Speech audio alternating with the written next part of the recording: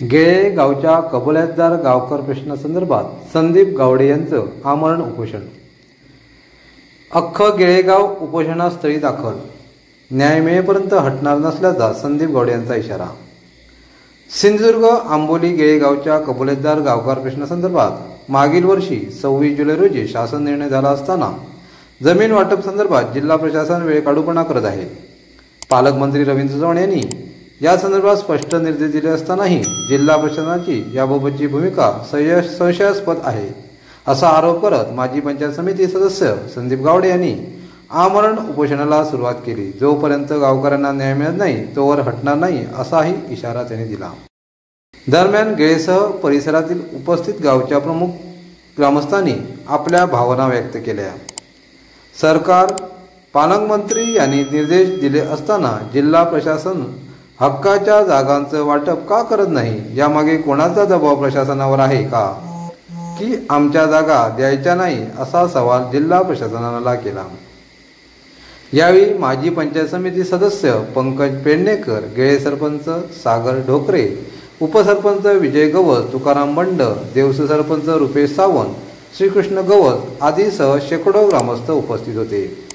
दरम्यान सावंतवाडीचे माजी नगराध्यक्ष तथा भाजप जिल्हा उपाध्यक्ष संजीव परब तसेच शिवसेना उद्धव बाळासाहेब ठाकरे सेनेचे जिल्हा प्रमुख संदेश पारकर यांनी उपस्थिती दर्शवत उपोषणाला पाठिंबा दिला. 12 वाजता या उपोषणाला सुरुवात झालेली असे मी जाहीर करतो. इथेच आल्या आल्या आपलं पोलीस प्रशासनाने आपलं स्वागत केलं. आपण त्यांचं स्वागत स्वीकारलं आणि आपण शांतताप्रिय आहोत, शिस्तबद्ध आहोत. आपल्याला काय नक्की मिळवायचं आहे हे आपल्या डोक्यात पक्क ठरलेलं आहे. त्याच्यामुळे जे काही आपल्याला त्यांना सहकार्य करायचं होतं ते आम्ही मनापासून केलं. त्यांचं सहकार्य आपल्याला मिळेल अशी मी आशा करतो आणि रवळनाथाचं नाव घेऊन ह्या विषयाला, आजच्या ह्या उपोषणाला जेवढा वेळ चालेल तेवढं सुरुवात करतो. कोर्टातले आपल्याला असलेल्या शासनाच्या विरोधातल्या केसेस पासून, त्याचा असलेला स्टेटस पासून, 53-54च्या उतार्यापासून, आपल्याकडे त्यावेळीचा आपला जो मूळ पूर्वज होता त्यांच्या असलेल्या पावत्यापासून सर्व प्रकारच्या गोष्टी ह्या प्रशासनाकडे जमा केल्या. सन्माननीय रवींद्र चव्हाण साहेबांचं ह्याच्यामध्ये मी विशेष असे त्यांचे आभार मानतो, कारण की त्यांनी आम्हाला वेळोवेळी मार्गदर्शन केलं. त्यांच्या मार्गदर्शनामुळे हा जो प्रवास आहे ना तो आज इथपर्यंत आलाय. आम्ही अभ्यासू दृष्टीने हा विषय मांडू शकलो ह्याच्यासाठी त्यांचं मार्गदर्शन मोलाचं होतं. त्यांच्याकडे आम्ही त्या सर्व गोष्टी ठेवल्या. त्याच्यावरती काय केलं पाहिजे, कुठल्या अँगलने त्याला बघितलं पाहिजे हे सर्व आम्हाला सन्माननीय चव्हाण साहेबांनी एक पालकमंत्री म्हणून जे पालक करत असतो ते त्यांनी सर्व आम्हाला सांगितलं. त्याच्यानंतर महाराष्ट्र शासनाने 26 जुलै 2023ला हा GR दिला. माझ्या पत्रकार मंडळींना हा कालचा जो क्रम होता मी त्यावेळी सांगितला होता, तो आम्हाला GR दिला. त्याच्यामध्ये त्रुटी होत्या, त्या त्रुटी आम्ही त्यावेळी सांगितल्या, प्रशासनालाही सांगितल्या आणि आम्ही कुठल्याही पद्धतीने त्यावेळी साखर किंवा पेढे असे वाटले नाही. आम्ही कुठलाही आनंदोत्सव त्यावेळी साजरा केला नाही, कारण की ह्याच्यामध्ये त्रुटी आहे हे आम्हाला त्यावेळी कळलेलं होतं. त्याच्यानंतर ह्याच्या सन्माननीय पालकमंत्री, ह्या राज्याचे बांधकाम मंत्री रवींद्र चव्हाण साहेबांच्या अध्यक्षतेखाली मंत्रालय स्तरावरती ह्याच्या बैठका झाल्या. किती झाल्या असतील तर मित्रहो 4 ते 5 बैठका ह्याच्या झाल्या. ज्यावेळी वेळात वेळ काढून त्यावेळी मुंबई पुण्यातले गावातले सर्व जे प्रमुख जे होते ते प्रतिनिधी तिथे यायचे. मंत्रालय स्तरावरती याच्या बैठका व्हायच्या. त्या बैठकामध्ये एक गोष्टीच्या स्क्रुटिनी व्हायच्या. साधारणतः 13 मार्चला एक बैठक झाली. त्या बैठकीमध्ये आपल्या 2 पद्धतीच्या जमिनी आहेत. मी मागे आपल्या मुलांना सुद्धा सांगितलेलं, निव्वळ महाराष्ट्र शासन आणि महाराष्ट्र शासन अधिक वन, खाजगी वन. जशा वनसंज्ञा इतर गावामध्ये लागलेल्या आहेत तशीच वनसंज्ञा आपल्याकडे लागलेली आहे, ते काय वेगळं नाही. मग निव्वळ महाराष्ट्र शासनाची जी जमीन आहे ना ती वाटप करता येते. त्याच्या पावर्स त्या GRच्या आधारे सन्माननीय जिल्हाधिकारी महोदयांना दिलेले आहेत. आणि त्या बैठकीमध्ये आपल्याला वन विभागाचे जे सचिव स्तरावरचे अधिकारी आलेले त्यांनी हेही पालकमंत्र्यांना सांगितलं की महाराष्ट्र शासन अधिक वनसंज्ञा ह्या ज्या जमिनी आहेत त्याची रीतसर चौकशी करून त्याही जमिनी तुम्हाला मिळू शकतात आणि त्याच्या पॉवर्स हे संबंधित जिल्हाधिकाऱ्यांकडे दिलेले आहेत. त्याच्यानंतर 14 मार्चला आचारसंहिता लागली लोकसभेची, जी आपल्याला सर्वांना माहिती आहे. ती आचारसंहिता लागल्यानंतर साधारणतः इलेक्शन झाले. त्याच्यानंतर अजून एक वाढीव आचारसंहिता आपल्याकडे लागली पदवीधरची. 6 जुलैला आपला जिल्हा हा आचारसंहितेतून मोकळा झाला. आणि त्याच्यानंतर पण ह्या कालावधीमध्ये आम्हाला माहिती आहे की आपल्याकडे पाऊस किती पडतो, खास करून गेळ्यात पाऊस किती पडतो. आम्ही सन्माननीय पालकमंत्री महोदय रवींद्र चव्हाण साहेब यांच्या मार्गदर्शनाखाली गाव म्हणून एकत्र बसलो आणि सर्व ग्रामस्थांनी छोटं का होईना देणगी त्याच्यात जमा करून संपूर्ण गावातली जमीन ही मोजून घेतली. संपूर्ण गावातली जमीन म्हणजे गेळेगावामध्ये जेवढे सर्वे नंबर आहेत सगळं सर्वे नंबर मोजून घेतले. रिझर्व्ह फॉरेस्ट म्हणून एक सर्वे नंबर आहे, तो सर्वे नंबरची मार्किंग करून घेतली. आणि इथे सगळं आणलेलं आहे मी, ते नकाशे आणले. त्याच्यामध्ये संपूर्णपणे निव्वळ महाराष्ट्र शासन जमीन कुठली, त्याच्यातलं क्षेत्र किती, महाराष्ट्र शासन अधिक वनसंज्ञा असलेली जमीन किती, त्याचा कलर कोड कुठला, हे सगळं केलं. त्याच्यानंतर समप्रमाणात त्याचे वाटप केलं. बरं, 2018-19ची कुटुंबांची यादी हे प्रशासन आतापर्यंत चालवत आहे. आम्ही वारंवार यांना सांगत होतो की अरे 2018 नंतर कित्येक जण मयत झाले, अनेक बदल घडले, ती यादी अपडेट बरं ती यादी आजपर्यंत अपडेट केली गेली नाही. पण गावाने, ग्रामपंचायतीने, सरपंचांनी सर्वांनी एकत्र येऊन ती यादी सुद्धा पूर्णपणे अपडेट केली.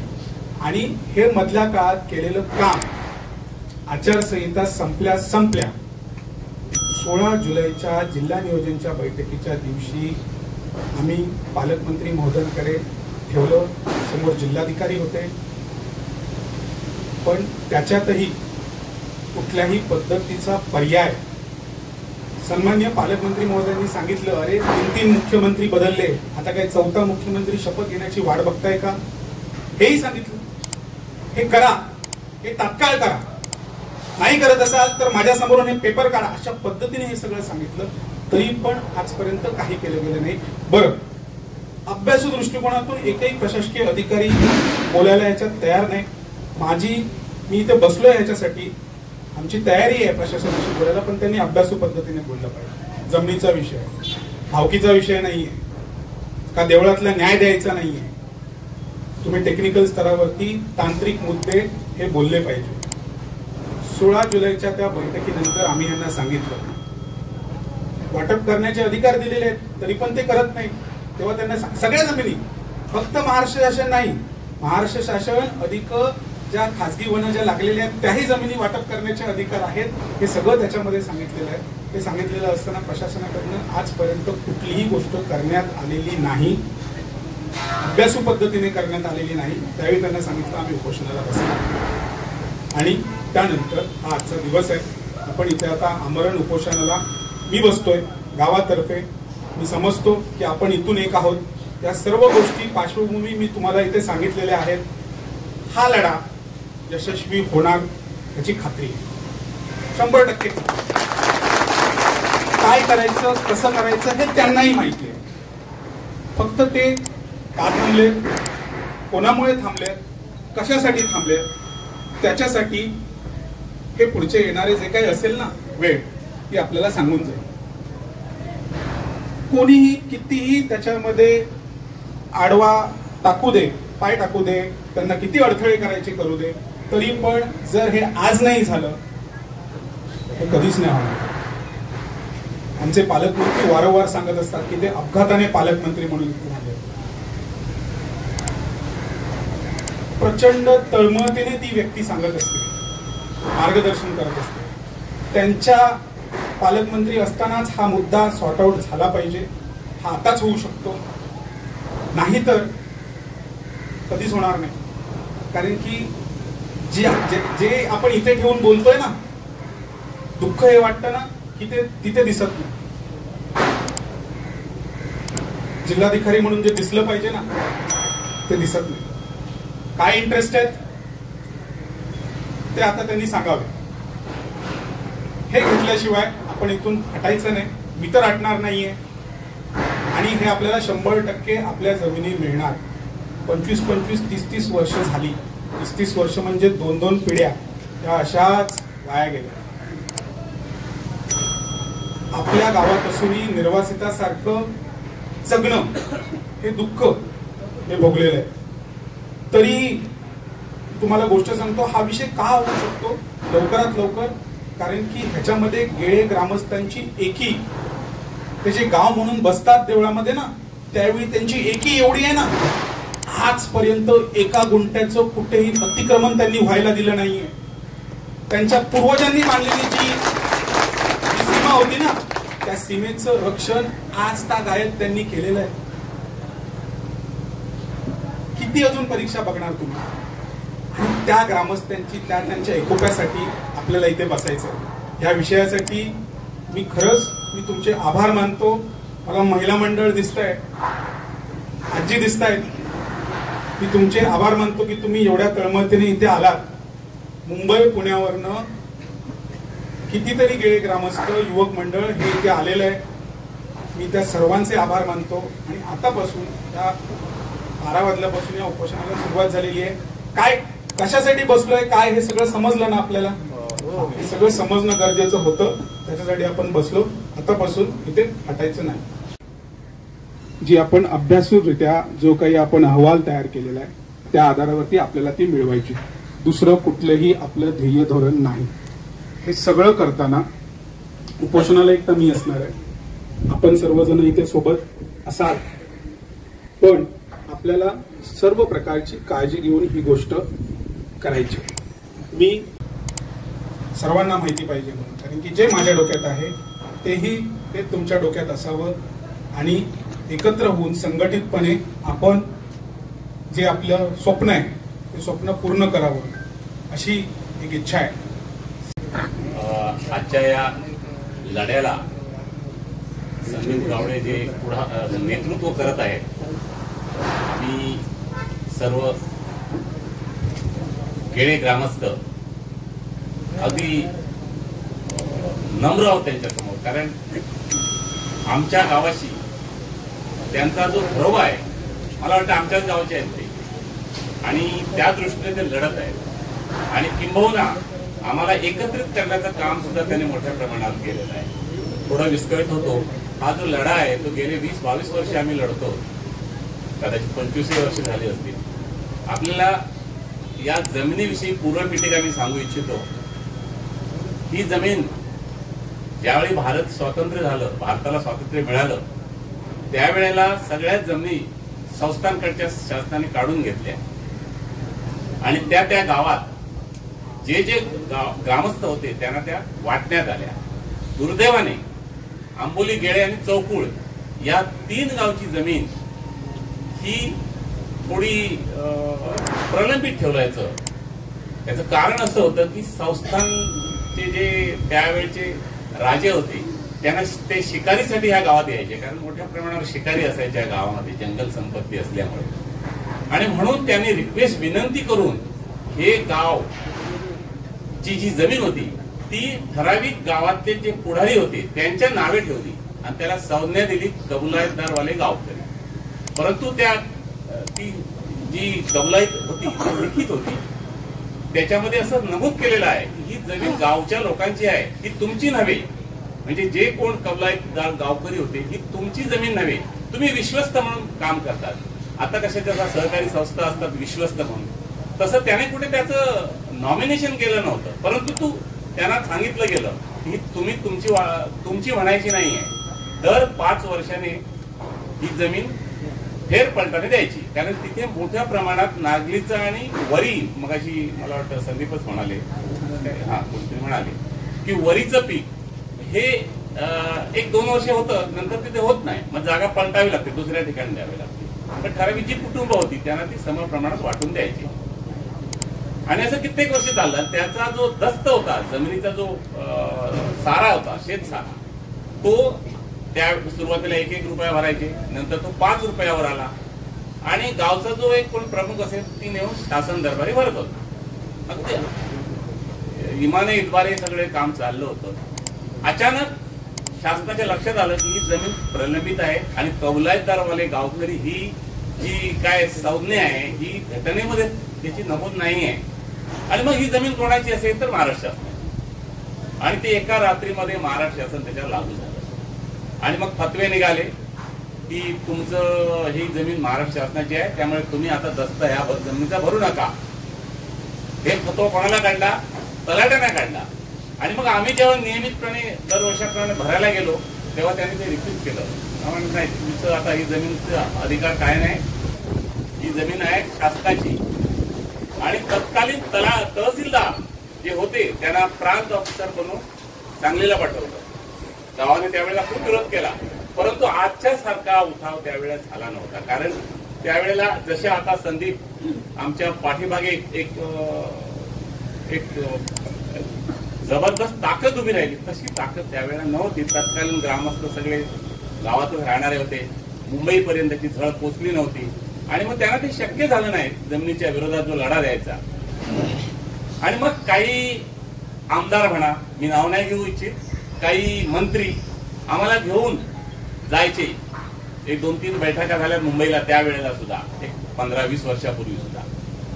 सरकारच्या विरोधात जे असतील आमदार ते घेऊन जायचे. आता हे कशामुळे होतं, नाटक होतं काय आम्हाला नाही माहिती, परंतु ही वस्तुस्थिती आहे. ते घेऊन जायचे, कॅबिनमध्ये बसायचे, महसूल मंत्र्यांकडे, हा एवढी जमीन आमची सोडा साहेब, आमची ही वाटून द्या वगैरे वगैरे व्हायचं. परंतु ते काही यशस्वी झालं नाही. त्यानंतर मधल्या काळात आम्ही शांत राहिलो आणि आम्ही कोर्टात गेलो की ही जमीन आमची आहे, आम्ही आजपर्यंत आमच्या पूर्वजांनी राखून ठेवलेली आहे, त्याची ज्या पावत्या आहेत आजही आमच्याकडे आहेत 99 सालच्या पासूनच्या अगोदरच्या. आणि त्यामुळे आता अचानक तुम्ही जरी केलं तरी ती जमीन आमचीच आहे. आणि कोर्टाने पण त्यांना स्टे दिला होता, स्टेटस्को. आणि त्यामुळे आम्ही ते करत होतो, आजही करतोय. परंतु आमची इच्छा अशी आहे की ती जमीन आमच्या नावावर व्हावी, ती जमीन आम्हाला समप्रमाणात वाटून द्यावी. आणि तो 23 मध्ये GR, मला वाटतं त्यावेळेला सुद्धा आमचे संदीप गौड्यांनी तो खूप मोठा पुढाकार घेतला आणि तो GR शासनाला हात पाडलं काढायला. मग जर GR झाला तर मग आता अडचण कुठे आली? आम्ही स्वतः मगाशी म्हणाले आणि की तुम्ही कंट्रीब्युशन काढून त्याची मोजणी केली, प्रायव्हेट सर्वेअर आणला. खरं तरी शासनाने सर्वेअर द्यायला हवा होता, पण आम्ही प्रायव्हेट सर्वेअर आणला, त्याची तुकडे बंदी केली, पट्टी म्हणजे 1-1 एकरचे तुकडे तयार केले जेणेकरून ते वाटप करायला सोयीस्कर होईल. आणि अशा रीतीने ही जमीन तिचं सगळं कागदपत्र तयार करून ही मंडळी ज्यावेळेस शासनाकडे गेली त्यावेळेला काही अडचणी उत्पन्न झाल्या. आता काय झाल्या त्यांनी नमूद केलेलंच आहे. मग आता अडचण येण्याचं कारण काय? खरं तर काहीच कारण नाही. म्हणजे यांना शासनाला द्यायचीच नाही जमिनी आम्हाला त्या. म्हणजे एका हाताने द्यायचं आणि दुसऱ्या हाताने घ्यायचं, हा दुटप्पी भूमिका शासनाची आज तरी दिसते. आणि आता हे वादळ फार मोठ्या प्रमाणात उठलेलं आहे. हे कुठच्या दिशेने जाईल हे सांगणं कठीण आहे. आणि गावातली एकी पाहता आपल्या सगळ्यांच्या लक्षात आलं असेल, मला पत्रकार बंधूंना विशेषतः सांगायचं आहे की तुम्हीच आज माध्यम की ह्या गोष्टीचा प्रसार करावा. का आम्हाला हक्कापासून डावललं जातं? मतं मागताना आमच्याकडे मतं मागायला येतात, आम्ही मतं देतो. मग जर मताचा आमच्या जर ते रिस्पेक्ट जर त्या मतानं नसेल तर आम्हाला जगण्याचा अधिकार काय ठेवलाय? काय आहे आमच्याकडे? आम्ही कुठे कसायचं? जर जमिनी आमच्या अशा ठेवल्या तुम्ही तर आम्ही करायचं काय? आणि म्हणून आज हे एवढं मोठं हे जे आज आपण सगळे जमलो आहोत हे एकाच गोष्टीसाठी जमलो. आणि यामध्ये संदीपचा तर भयानक मोठा वाटा आहे, परंतु त्यांच्याच बरोबर आले त्यांचे सहकारी, काही विविध गावचे जे पदाधिकारी आहेत, काही सरपंच आहेत, उपसरपंच आहेत, हेही आमच्यासाठी आलेले आहेत. आम्ही अगदी विनम्रतेने त्यांचे आभार व्यक्त करतो. कारण अशा प्रकारचं वातावरण मिळणं हे आमचं सौभाग्य आहे. कदाचित मागच्या जन्मी आम्ही काहीतरी पुण्य केलं असावं आणि म्हणून अशी माणसं आम्हाला लाभलेली आहेत. आणि या माणसाच्या जोरावर आम्ही निश्चित पुढे जाणार आहोत. जे काय अडचणी येतील त्या अडचणींना आम्ही सामोरं जाणार आहोत. आणि मग मात्र कुणीही पॉलिटिशियन किंवा जे आमदार खासदारांनी म्हणू नये की बाबा गेळ्याचा गाव असा वागतोय. कारण आज आम्ही संयमाने वागणार आहोत. संयमाने जर झालं तर ठीक, अन्यथा मग त्याला वेगळी दिशा मिळू शकते. आणि म्हणून मी ह्या सगळ्यांचे आभार व्यक्त, आपल्या सर्वांच्या वतीने आभार व्यक्त करतो. आणि मला 2 शब्द इथे बोलण्याची संधी दिली ती धन्यवाद। आदरणीय आमचे दादांनी किंवा ते मार्गदर्शन, त्याचप्रमाणे दादांनी ज्या प्रकारे हा लढा ज्या ठिकाणी कसा करावा हँडल, त्याप्रमाणे कलेक्टर ऑफिस म्हणा किंवा मंत्रालय लेवलवर आदरणीय आपले लाडके पालकमंत्री रवींद्र चव्हाण साहेब यांच्या मार्गदर्शनाखाली हा लढा आपण या ठिकाणी सर्व गेळे ग्रामस्थाबरोबर आम्हीही सर्व या दशकृषीतले किंवा आंबोली जिल्हा परिषद मतदारसंघातील सर्व सरपंच उपसरपंच सर्व ग्रामस्थ या ठिकाणी आपल्या ह्या लढ्याला आपला लढा यशस्वी करण्यासाठी आम्ही तुम्हाला पाठबळ देण्यासाठी या ठिकाणी उपस्थित आहोत। आणि हा लढा या ठिकाणी जो आपले आदरणीय पालकमंत्री जोपर्यंत या ठिकाणी सिंधुदुर्ग जिल्ह्याचे पालकमंत्री आहेत तोपर्यंत हा आपला न्याय आणि आपला हा जो प्रयत्न आहे आणि आपली जी महाराष्ट्र शासनाने घेतलेली जमीन आहे ती आपल्याला मिळेल अशी या ठिकाणी मला आशा आहे। त्यामुळे आपण आपल्याला विनंती करतो की आपण आम्हाला शुभेच्छा द्याव्यात, पाठिंबा द्यावा। सर्वात प्रथम खूप छान वाटलं सर्वांना बघून की तुमची ही जी एकी आहे त्या एकीनेच आणि जी आता तुम्ही ज्या संख्येने ते जमलेला आहात ती नक्कीच शासनाच्या काळजात धडका बनवणारी अशी ही लोकसंख्या आहे। त्यामुळे सर्वात प्रथम इथूनच जो आता काही मेसेज या शासनाला जाईल तो बघून आणि तुमच्या एकीमुळे हा निर्णय हा लवकरात लवकर होईल याच्यावर मला ठाम विश्वास आहे। दुसरा विषय असा की गेल्या 2-3 महिन्यांपासून अतिक्रमणाचा विषय हा फार गाजत आहे।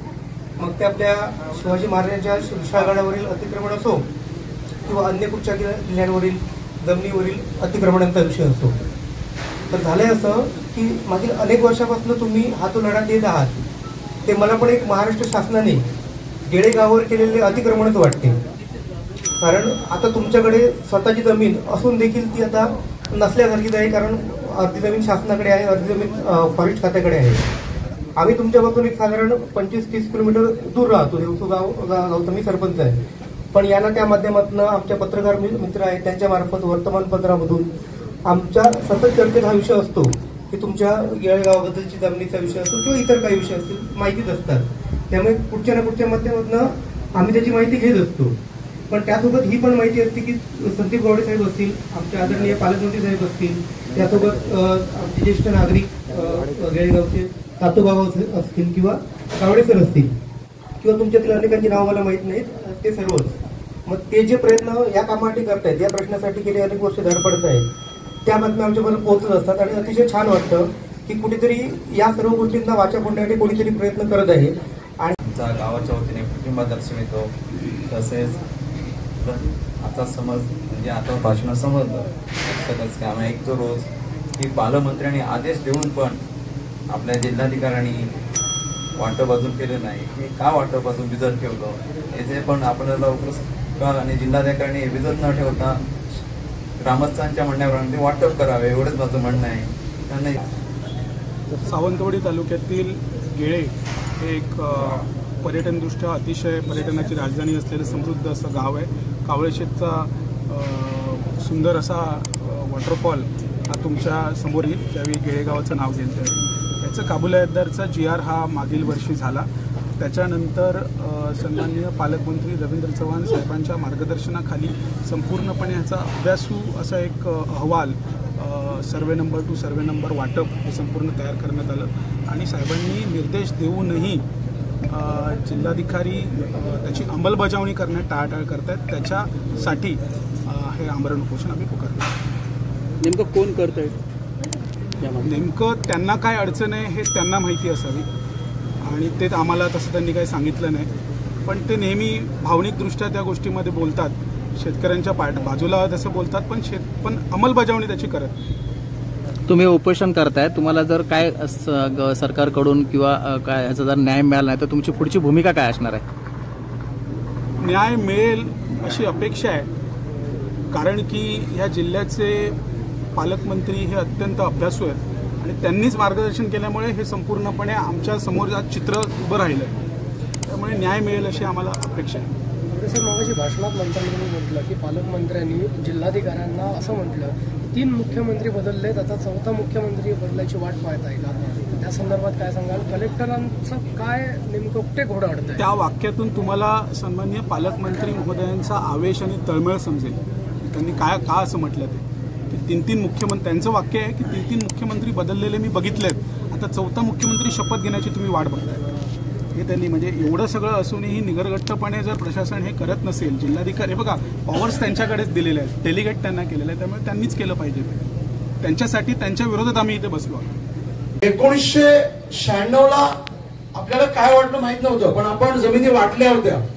आपल्या ज्या जमिनी होत्या आपण ज्याच्यावरती गुरढोरं चारायचो, शेती करायचो, पूर्वापार वाडवडिलांच्या जमिनी होत्या त्या आपण कसतो आहोत तशाच होत्या. परंतु इतर ज्या जमिनी होत्या आपण वाटलेल्या होत्या.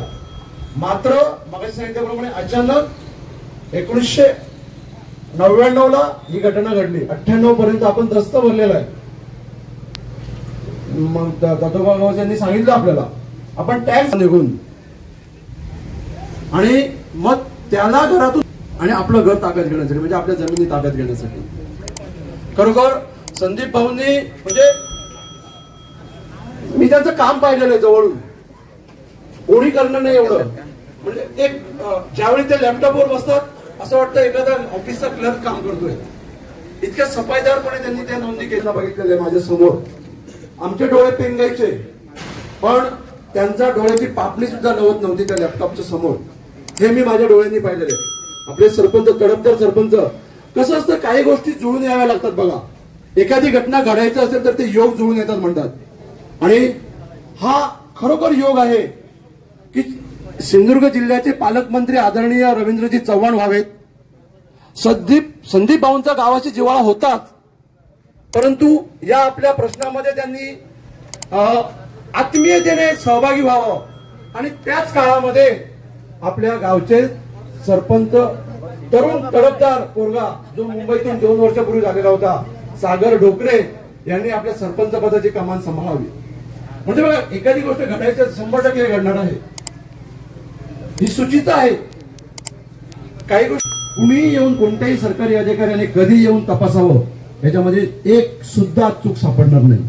इतकं अचूकपणे त्या गोष्टी सगळ्या केलेल्या आहेत. मग यानंतर कोणत्या सर्वे नंबर मध्ये वनक्षेत्र लागलेलं आहे, खासगी वन लागलेले, कोणते सर्वे नंबर, की आमचा लढा कशासाठी आहे. उद्या एखादं आम्हाला घर बांधायचं झालं, एखाद्या आमच्याकडे आमच्या भावाकडे पैसे नाहीयेत, त्यांनी त्या जमिनीवर लोन काढून एखादं झोपडं उभं करावं तर त्याच्यासाठी त्या जमिनीचा 7/12 नाहीये. म्हणजे अशा वेगळ्या प्रकारच्या जमिनी पहिल्या अभ्यासल्या, त्याच्या जमिनीचे प्रकार केले, त्याच्या मोजण्या केल्या आणि आपण स्वतःच्या खिशातून पैसे जमा केले. आणि ते पैसे जमा करून आपण शेवटी जेवढे काही सर्वे नंबर आहेत आपले महाराष्ट्र शासन असेल, वन असेल, यांची मोजणी केली. मोजणी सुद्धा कशी केली आपण, रानोमाळ भटकलोय त्याच्यासाठी, काटे तुडवलेत बरोबर ना. मे महिन्यामध्ये आमचे म्हातारी माणसं सुद्धा त्याच्यामध्ये म्हणजे आपला जे सर्वे नंबरचे जे दगड असतात ते शोधायचे होते रानोमाळ. त्या सगळ्या प्रक्रिया आपण सगळ्या पूर्ण केल्या. सगळ्या सर्वे नंबरची व्यवस्थितपणे मोजणी केली. मोजणी झाल्यानंतर त्याचे नकाशे बांधले गेले. शासनाचा एक जी आर होता आपल्या सगळ्यांना माहितीये की समान वाटप करायला पाहिजे. आणि खरोखर आपल्या जे गावातील हे जे पुढारी तुमच्या समोर जे बसलेले आहेत ना, आणि त्यांच्या आधीचे जे आता हयात नाहीयेत, त्या माणसांचे कमीच आहेत की त्यांनी मगाशी संदीप भाऊंनी सुद्धा सांगितलं की एक सिंगल व्यक्तीचा, बाहेरच्या व्यक्तीचा शिरकाव करू दिला नाही.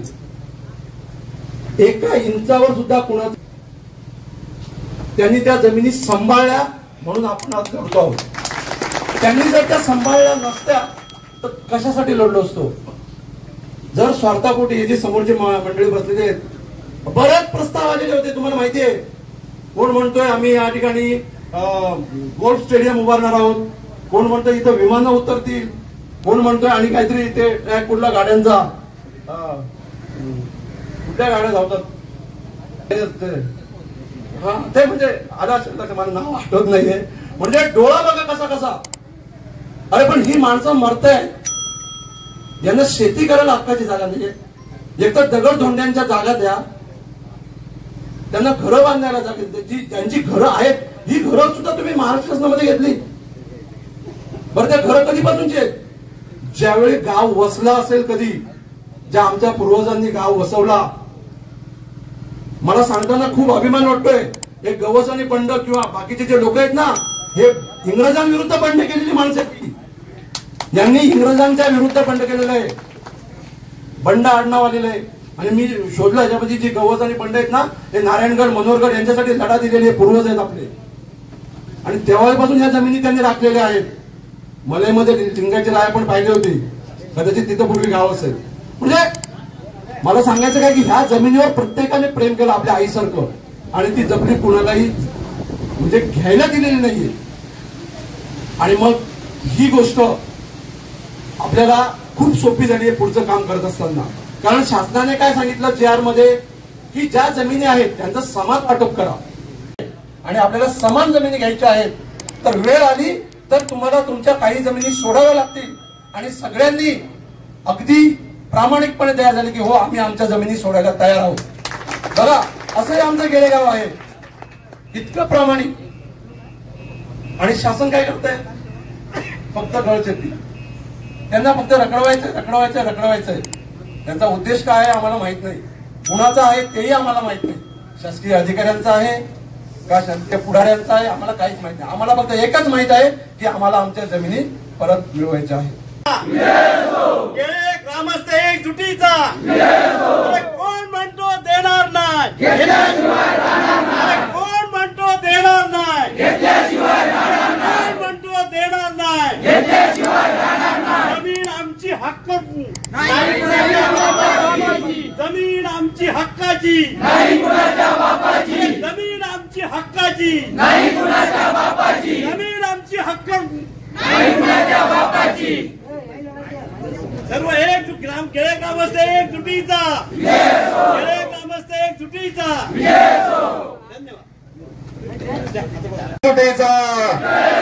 जमीन आमच्या हक्काची, जमीन आमच्या हक्काची.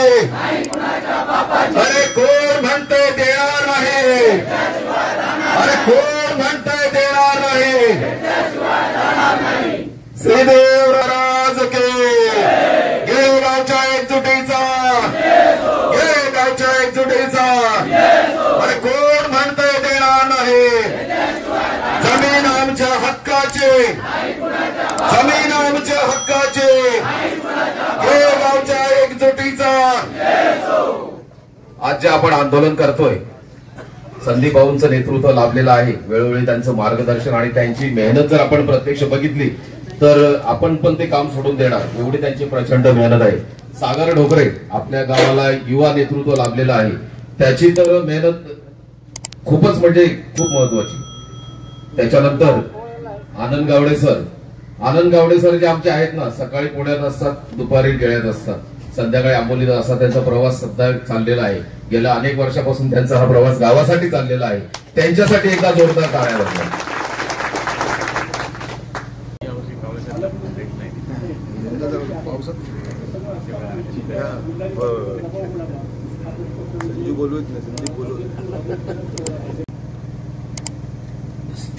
जनतेच्या न्याय हक्कासाठी आमरण उपोषणास बसलेले सन्माननीय माझे मित्र संदीप गावडे, माझे मित्र रवींद्र मडगावकर आणि व्यासपीठावर उपस्थित मान्यवर बंधू आणि भगिनी, मी गेली अनेक वर्ष राजकारणात सक्रिय आहे. आंबोली गेळीचा जमिनीचा प्रश्न ते अनेक वर्ष ऐकतोय. सगळेच जण नेते मंडळी आश्वासन देत आहेत, पण काम काय होत नाहीये. मी सुद्धा बऱ्याच वेळा प्रांत कचेरीकडे उपोषण झाली या जमिनी संदर्भात मी अनेक वेळा भेट दिली, पण त्याच्यातनं काही निष्पन्न झालं नाही. आणि या अटीतडीच्या लढतीसाठी संदीप गावडे आणि समस्त तुम्ही बसलेल्या, मला असं वाटतं की जोपर्यंत हा प्रश्न सुटत नाही किंवा ठोस आश्वासन मिळत नाही किंवा तारीख मिळत नाही, तारीख नुसती तारीख पे तारीख नको, म्हणजे जमिनी कधी देणार ही तारीख मिळत नाही, त्याचं लिहून मिळत नाही, तोपर्यंत संदीप गावडेंनी असं तिथं उपोषणास बसावं. आणि मला नक्की खात्री आहे पाटेकरांच्या कृपेने संदीप गोड्यांच्या उपोषणाला नक्की यश येईल असं मी तुम्हाला खात्रीने सांगतो. आणि मला एवढं वाटलं नव्हतं की एवढे सगळे बंधू आणि भगिनी इथं सपोर्टाला असतील. रात्री संदीप गोड्यांचा फोन आला, मी बातमी पण वाचली होती की उपोषणाला बसतो. मी तेव्हा तर सांगितलं संदीप काय आम्ही निश्चितपणे येऊ. आणि बरं वाटलं की सगळेजण परत मागच्या वेळी आश्वासन सगळ्यांना वाटलं होतं की जमिनी मिळतील, पण मला वाटतं 5-6 महिने झाले तरी अजून काहीच नाहीये. पण आता निश्चितपणे तुम्हाला यश मिळेल असं मला या ठिकाणी वाटतं. मी संदीप गोडे यांना उपोषणाला बसल्याबद्दल मनापासून त्यांचं अभिनंदन करतो. इथंच थांबतो. जय हिंद, जय महाराष्ट्र. शासनानं त्या ठिकाणी लक्ष द्यावं. खरं तर या जिल्ह्याचे पालकमंत्री हे रवींद्रजी चव्हाण साहेब आहेत आणि मला विश्वास आहे की नक्कीच ते हा विषयाला त्या ठिकाणी चालना देतील आणि सोडवतील. आणि या सगळ्या सोडवणुकीमध्ये जर त्या ठिकाणी आमचं सहकार्य लागत असेल तर आमचं त्या ठिकाणी या ग्रामस्थांना त्या ठिकाणी पाठिंबा आहे. हा प्रश्न लवकरात लवकर सुटला पाहिजे आणि म्हणून जे शासनामध्ये आहेत, जे जबाबदार आहेत, त्यांनी हा प्रश्न तातडीशी त्या ठिकाणी सोडवा. कारण एवढ्या मोठ्या संख्येनं ओरससारख्या जिल्ह्याच्या ठिकाणी गेळेगावातले किंवा त्या परिसरातले सर्व शेतकरी ग्रामस्थ मोठ्या संख्येनं या ठिकाणी उपस्थित आहेत आणि म्हणून प्रश्न लवकरात लवकर मार्गी लावा. खरं तर माझे सगळे सहकारी या ठिकाणी संजीव बरोबर आहेत.